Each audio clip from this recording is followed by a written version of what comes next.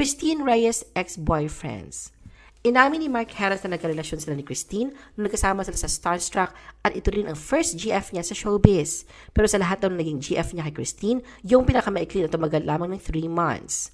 Saka lamang umamin si Christine at Dennis Trillo na naging sila na maghiwalay noong 2009. Ayon kay Dennis, on and off talaga ang relasyon nila at inamin ni Christine na si Dennis ang first serious love niya. Answered prayer para kay Christine si Raver Cruz, ngunit huling bahagi ng 2012, tinapos nila ito at nilinaw ng mutual agreement dahil mga bata pa raw sila at nais na pagtuunan ang kanilang career. August 2013, kinumpirma ni Derek Ramsey ang relasyon nila ni Christine at inaming walang ligawang nangyari dahil sa kilala naman daw nila ang isa't isa sa tagal na nilang magkaibigan. Ngunit wala pang isang buwan ay ginulat nila ang lahat sa balitang pagtatapos nito. Ikinasal si Christine kay Alika TV noong 2016 pero 2018 ay umugo ang usap-usapang hiwalay na sila hanggang sa na-annulled ang kasal nila at co-parenting sa kanilang anak. Sa ngayon ay wala pang kinukumpirma si Christine kung nagtapos na ba ang relasyon nila ni Marco Gumabaw matapos ang nakakakilig nilang pag-aming sila na noong 2023.